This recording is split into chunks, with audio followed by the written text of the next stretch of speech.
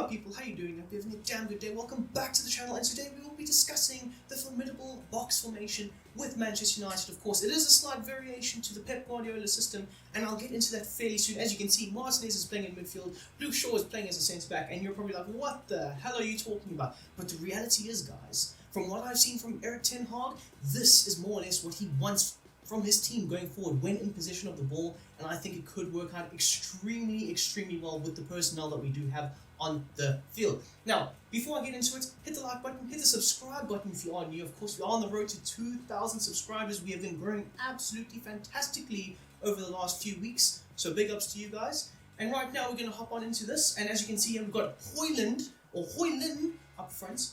Of course, the new signing. We've got Mason Mount, if I can get there. We've got Mason Mount, we've got Bruno Fernandes, Anthony, Casemiro, Martinez in midfield, I know, madness, but there is a reason why. Of course, we've got Marcus Rashford, we've got Luke Shaw, Varane, and of course we've got Lindelof in this position. Of course, if you are switching in and out of the team, maybe you're editing your game plans and so on, this position will more or less be Diogo Dalot going forward. So yeah, but I've gone with Lindelof because it makes most sense. And then of course you've got the big man, Andre Onana, and then on the bench we've got Garnacho, Martial, Sancho, Eriksen, Henderson, Dalot, and of course Aaron Wan-Bissaka. And then in the reserves we've got Malacia, Evans, Diallo, Pellistri, fantastic talent, and so on. As you can see, there's no Harry Maguire. That's because I've already moved him to West Ham, although I do hear that is stalling, so god damn it.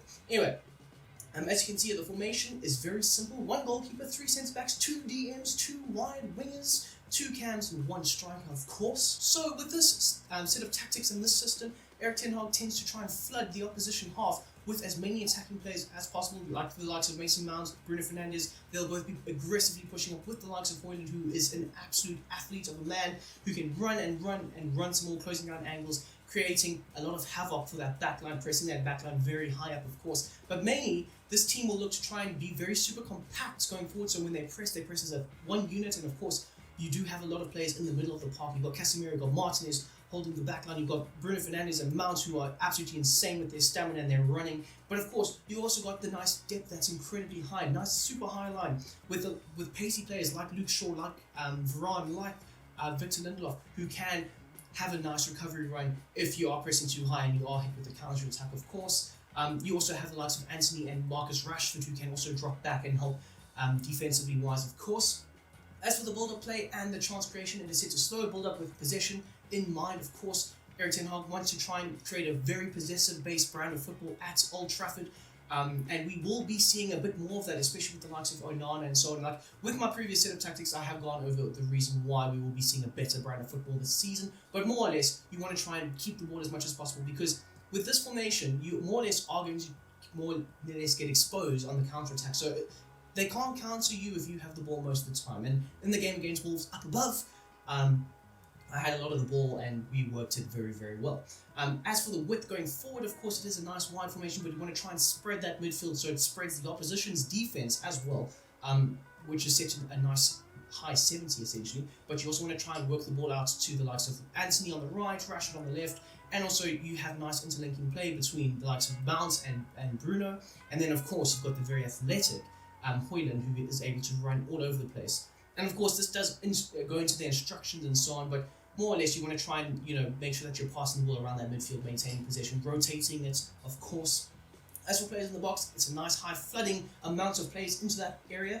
And it's set to 8, of course. You want the likes of Højlund, Rashford, Anthony, Bruno, of course, Mason Mount, all flooding into that area, trying to knock on a ball and score a goal, of course. But more or less, it just puts the defense, or the opposition's defense under a load of pressure, and that's what you want to see. This is a very pressurized system. It's more or less designed to help you cook your offense, and the opposition, I should say. As for corners and free kicks, it is set to 2-4. So of course, starting off with the instructions, we have got the most sweeper-esque keeper of all time. We've got Andre Onana. He's set to be a sweeper keeper and come for crosses, of course, very aerially dominant, can claim crosses, can claim balls in the air, and so on. And also, of course, when you are playing such a high line, which you will be, you need a guy to be a sweeper keeper and find passes and so on, because especially in this situation, when you only have 3 defenders, you will need a sweeper keeper, as well as the ability to pick out passes, because of course Rashford and Anthony, they will be making runs in behind because they are in that wide area. And of course, Andre Onana can be a great playmaker for you, so it just adds another layer to the offense, of course. As for your defense, Varane and Lindelof, they are set to their basic set of instructions, but this is where things slightly change. We've got Luke Shaw, he is set to overlap and step up. So more or less what you're trying to create is a switchable system where Martinez and Shaw tend to switch from time to time. So the reason I've gone for Shaw as a centre-back and Martinez slightly higher up is both of them can do the same thing, but what I like is when Shaw does make the overlap, Martinez does drop deeper a lot more because he is naturally a centre-back in FIFA 23. So that's more or less the reasoning behind Martinez being in the midfield and not Luke Shaw, of course. And then as for Martinez, speaking of him, he is set to cut passing and stay back on attacking, aggressive interceptions, of course. He's got that mentality just to kill the opposition, of course. And then he's set to cover the centre and be the deep line playmaker. So he will drop back if Luke Shaw does overlap him and run into the midfield. But at the same time, he will look to play those breaking line passes through the midfield. We've seen it time and again with just his innate ability to find a pass that not many players in the midfield can find, let alone centre-backs. He is honestly one of the best centre-backs in the world, if not the best centre-back in the world in terms of passing. Absolutely fantastic. And then, of course, his partner in the midfield, it sounds so weird saying that, but his partner in the midfield is Casemiro. He's set to cut passing lanes, a balanced attack, so he will look to try and advance the ball and advance up the field a bit more from time to time. Of course, aggressive interceptions will be on. Cover the wing, and of course stick to position. So he will look to more or less cover Antony as well as Rashford if Martinez cannot.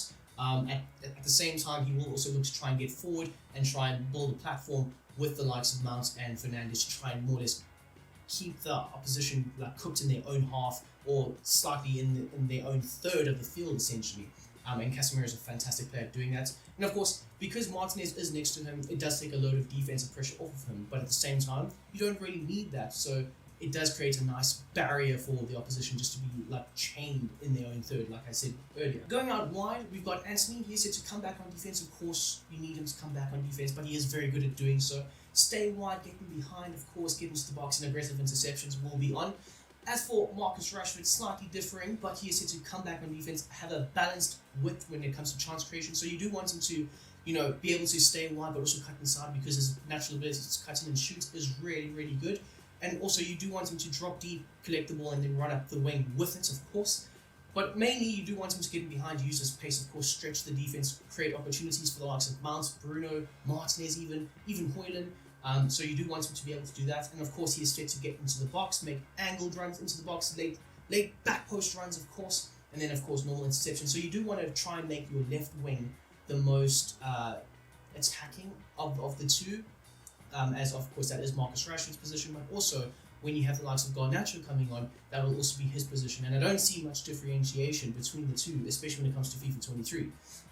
So yes, moving slightly forward now, we've got Mason Mount here set to come back on defense, get into the box, of course, free roam, and then, of course, aggressive interceptions. Now, the main reasoning for the comeback on defense is if Rashford doesn't do that, Mason Mount will look to drop into that space, and we saw time and again in the gameplay above that he would do that quite effectively. Of course, get into the box. We've seen in pre-season especially, Mason Mount make some good runs into the box, had a few opportunities to score, we know, but mainly he was very effective with doing that, and of course having the free roam just to drop into the midfield slightly deeper, maybe linking up with Martinez and Casemiro a bit more, does help. And then, of course, aggressive interceptions, it makes the most sense. He's going to try and lead the press. He's going to try and be the guy who triggers the press for the team to press up high. But also, Bruno Fernandes will do that on the right-hand side. So on the left-hand side, it will be Mount's trigger, and on the right, it will be Bruno. But Bruno is set to come back on defense, also trying to link up with the likes of Martinez and Casemiro, trying to link the midfield, the deeper line midfield, into the attack, of course. He was also set to stay on the edge of the box, so he will look to try and hang in and around there, collect the ball, loose balls, get off shots, rotate possession, of course. But mainly he will look to drift wide in this area, look to fire in crosses, of course. It's a very much a Bruno, Kevin De Bruyne type role. And then, of course, he is set to aggressive interceptions. Bruno has a great engine, loves to run as much as possible, and that's the best way you can get the best out of Bruno. And also a very realistic Bruno Fernandes in FIFA 23. And then finally, we have got our superstar striker signed for 70 million. Fantastic. Not really, it's a lot of money. But anyways, we will move on. He is set to drift wide, getting behind, aggressive interceptions, of course, and stay forward. So he will be your outlet ball as per always. But more importantly, he will look to try and run the channels.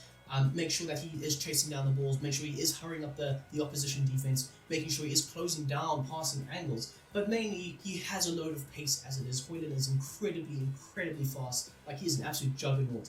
So that is the point for him to get in behind, to try and also stretch that defense, try and create little half spaces for the likes of Anthony, Rashford, Mount, Bruno Fernandes to all function and work with, of course, and also be very effective. I mean, in the gameplay above, he didn't score a goal, but he just drew the centre-backs out of positions for the likes of Marcus Rashford to score goals, even for the likes of Bruno Fernandes to score that last goal, of course. And then, of course, aggressive interceptions. He is a pressing monster, as I've said in the past few videos. He is a great pressing machine. So, of course, this is the set of tactics and formations for the box formation for Manchester United. I hope you have enjoyed this video. If you have, hit the thumbs up button. If you didn't enjoy it, hit the thumbs down button. I don't mind.